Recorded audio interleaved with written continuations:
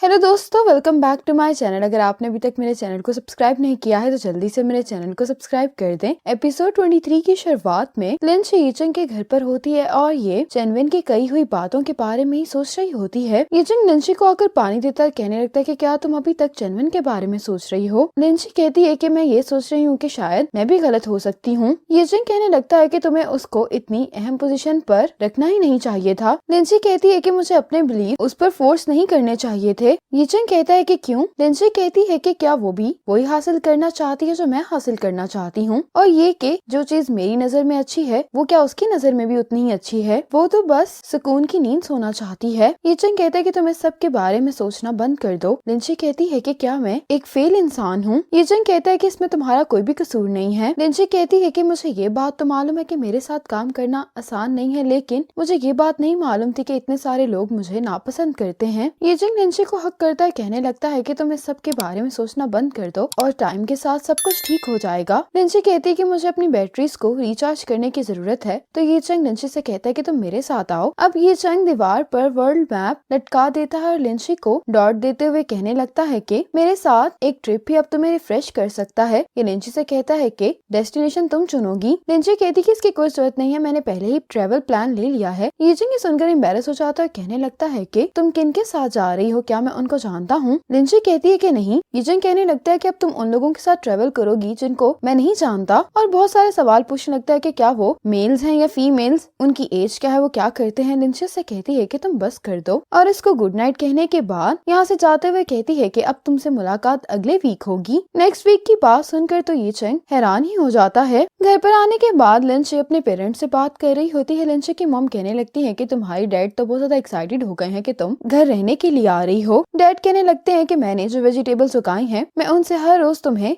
एक special breakfast बनाकर खिलाऊंगा। लिंची बस अपने पेरेंट्स की बातें सुनकर मुस्कुराए जा रही होती है। अगली सुबह यीचंग अपने घर के दरवाजे पर खड़ा लिंची का इंतजार कर रहा होता है। जैसे ही लिंची अपने घर से बाहर आती तो यीचंग भी अपना बैग लेकर इसके पास पहुंच जाता है। यीचंग लिंची से कहता है कि मैं भी तुम्हारे साथ जा रहा हूँ। लिंची कहती है कि तुम ये भी नहीं जानते कि मैं कहाँ पर जा रही हूँ। यीचंग कहते हैं कि मुझे इस बात से कोई फर्क नहीं पड़ता, जहाँ तुम जाओगी वहाँ पर मैं भी चला जाऊंगा। लिंची से पूछती है कि क्या तुम वाकई में मेरे साथ आना चाहते हो, तो यीचंग कहता है कि हाँ। लिंची कहती है कि ठीक है, फिर तुम मेरे साथ आ सकते हो। अब यीचंग और लिंची जब जा रहे होते हैं तो लिंची इसको सारा रास्ता गाइड कर रही होती है। तो यीचंग कहता है कि तुम्हें इस एरिया के बारे में बहुत कुछ पता है। लिंची कहती है कि हाँ, क्योंकि हम मेरे पेरेंट्स के घर पर जा रहे हैं। ये सुनकर तो यीचंग शॉक में आ जाता है, कहने लगता है कि तुमने मुझे क्यों नहीं बताया इस बारे में। लिंची कहती है कि तुमने खुद ही नहीं पूछा, तुम तो कहते कि तुम्हें कोई फर्क नहीं पड़ता, जहाँ पर मैं जाऊंगी वहाँ पर तुम चले जाओगे। यीचंग कहता है कि फिर भी मैंने तो कुछ प्रिपेयर भी नहीं किया। लिंची हंसते हुए कहती है कि अब क्या तुम वापस जाना चाहते हो। अब रास्ते में एक जगह यीचंग कार रोकता है कि लिंची से कहता है कि तुम मेरा यहीं पर इंतजार करना। अब यीचंग इस स्टोर में आकर एक्सपेंसिव वाइन के बारे में पूछता है तो ये लेडी कहती है कि यहाँ पर तो तुम्हें वो नहीं मिलेगी। यीचंग कहता है कि ये तो काम नहीं करेगा। तो ये लेडी पूछती है कि तुम किसको गिफ्ट देना चाहते हो। तो यीचंग कहता है कि मैं अपने फ्यूचर पेरेंट इन लॉ से मिलने के लिए जा रहा हूँ, मुझे उन्हें कुछ अच्छा गिफ्ट देना है। तो ये लेडी कहने लगती है कि ये जो सामने फ्रूट्स पड़े हुए हैं ये गिफ्ट देने के लिए बेस्ट रहेंगे, और देखना वो तुम्हारी शादी के लिए जरूर मान जाएंगे। ये सुनकर तो यीचंग खुश होकर इसको बाय कर लेता है। यीचंग जब कार में वापस आकर बैठता है तो लिंची पूछती है कि तुमने गिफ्ट खरीद लिए। यीचंग कहता है कि हाँ, मैंने यहाँ की लोकल बहुत स्पेशल चीज है उसको बाय किया है। यीचंग लिंची से पूछता है कि आज मैं कैसा दिखाई दे रहा हूँ। लिंची कहती है कि तुम अच्छे लग रहे हो, और इसको तंग करते हुए कहने लगती है कि क्या हुआ, तुम आज इतना नर्वस क्यों दिखाई दे रहे हो। यीचंग कहते हैं कि मैं नर्वस नहीं हूँ,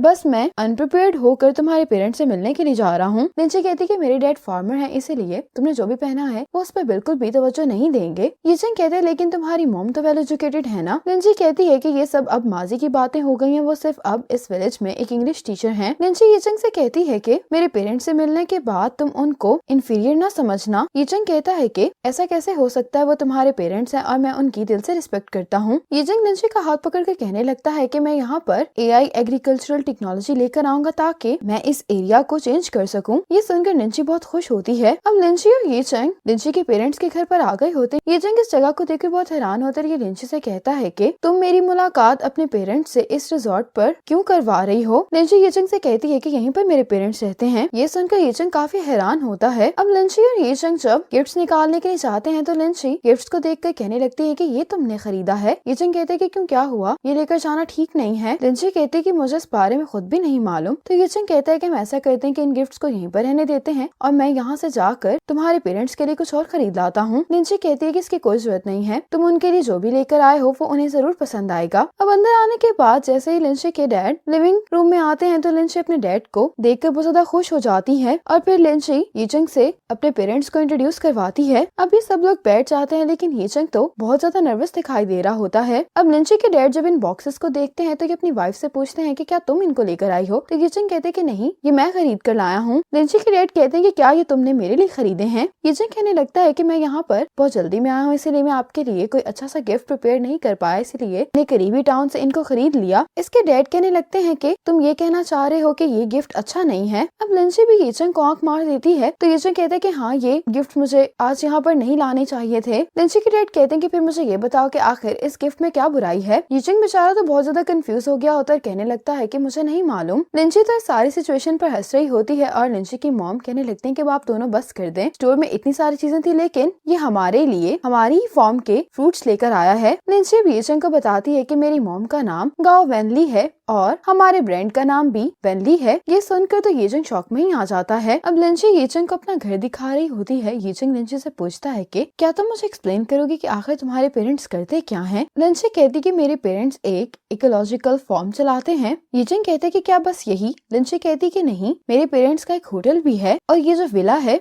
इसमें कुछ रूम्स हमारे लिए हैं, बाकी टूरिस्ट के लिए हैं। यीचंग कहते हैं कि तुम्हारे पेरेंट्स और क्या करते हैं। लिंची यीचंग को अपने साथ विंडो तक लेकर आती है और यीचंग से कहती है कि यहाँ से तुम्हें जो कुछ भी दिखाई दे रहा है वो सब मेरे पेरेंट्स का है। ये देखकर यीचंग कहता है कि मैं फंड रेज करने के लिए इतनी मेहनत कर रहा था, मुझे तो डायरेक्टली तुम्हारे पास आ जाना चाहिए था। लिंची हंसते हुए कहती है कि तुमने तो मुझे बताया ही नहीं कि तुम्हें पैसों की जरूरत है। यीचंग कहते हैं कि तुमने भी मुझे नहीं बताया था कि तुम्हारे डैड इतने अमीर हैं। अब लिंची के डैड लिंची की मॉम से कह रहे होते हैं कि आखिर लिंची को इसमें दिखाई क्या दिया है। लिंची की मॉम कहने लगते हैं कि मैं तो इससे काफी इम्प्रेस हुई हूँ, मुझे तो यीचंग काफी पसंद आया है। लेकिन डैड तो यीचंग की बुराइयां कर रहे होते हैं तो मॉम कहने लगती है कि मैंने सुना है कि उसकी जॉब भी काफी अच्छी है। तो लिंची के डैड कहते हैं कि हमें पैसों की कमी नहीं है, हमें तो लिंची के लिए बस कोई मेरे जैसा अच्छा इंसान चाहिए। ये सुनकर लिंची की मॉम मुस्कुरा रही होती है। अब इसके डैड कहने लगते हैं कि मैंने हमेशा तुम्हारी बात मानी लेकिन आज तुम मेरी बात मानोगी। अगर यीचंग मेरी बेटी से शादी करना चाहता है तो आज यीचंग को मेरा दिया हुआ टेस्ट पास करना होगा। लिंची की मॉम ये करने के लिए मान जाती हैं। अब यीचंग लिंची की फैमिली के साथ खाना खाने के लिए बैठ जाता है। लिंची के डैड खाना खाते हुए यीचंग को काफी हार्ड टाइम दे रहे होते हैं। इतने में एक लड़का भागता हुआ आता है और लिंची के डैड से कहता है कि वो लोग आ गए और जैसे ये लोग देखते हैं तो गांव के बहुत सारे लोग यहाँ पर आ रहे होते हैं। ये सब देखकर तो यीचंग के होश ही उड़ जाते हैं। ये सब लोग यीचंग से यहाँ पर मिलने के लिए आए होते हैं और यीचंग के लिए कुछ न कुछ लाए भी होते हैं। अब यहाँ पर एक आदमी कह रहा होता है कि अगर ये लिंची से शादी करना चाहता है तो इसको हमारा ट्रेडिशन पूरा करना होगा। यीचंग लिंची से पूछता है कि ये किस ट्रेडिशन की बात कर रहा है तो लिंची इसको बताती है कि यहाँ पर ये ट्रेडिशन है कि लड़की की जिससे भी शादी हो रही होती है सभी गाँव वाले उसके लिए यहाँ का डिलीशियस खाना लेकर आते हैं जो उसको खाना होता है। अब यीचंग टेबल पर बैठ जाता है और एक के बाद एक डिशेस आ ही जा रही होती है। यीचंग को ये सब खाना पड़ रहा होता है। यीचंग की तो इतना खाना खाकर बस हो गई होती लेकिन ये डिशेस रुकने का नाम ही नहीं ले रही होती। लेकिन यीचंग के सामने जितने भी डिशेस रखी जाती हैं ये उनको सारा खा लेता है। अब लिंची के डैड गाँव वालों से कहते हैं कि तुम लोग बाकी डिशेस अब वापस ले जाओ। यीचंग ये सुनकर कहने लगता है कि मैं अभी भी खा सकता हूँ, लेकिन लिंची के डैड कहते हैं कि मुझे ऐसा नहीं लगता और वैसे भी सिर्फ खाना खाकर तुम मेरी बेटी के लिए अपने प्यार को प्रूव नहीं कर सकते। यीचंग कहते हैं कि इसका क्या मतलब है। लिंची कहती है कि डैड अब तुम्हें और खाना नहीं खिलाना चाहते। लिंची के डैड अब इन सब लोगों से कहने लगते हैं कि तुम सब लोग इनको ये बताओ कि मैंने लिंची की मॉम के लिए अपने प्यार को प्रूव करने के लिए क्या क्या किया था। तो ये बताने लगते हैं कि लिंची के डैड ने इसकी मॉम के लिए खुद अपने हाथ से एक बहुत खूबसूरत कैबिनेट बनाया था। लिंची ये सुनकर अपने डैड से कहती है कि डैड अब चीजें मुख्तलिफ हो गई हैं।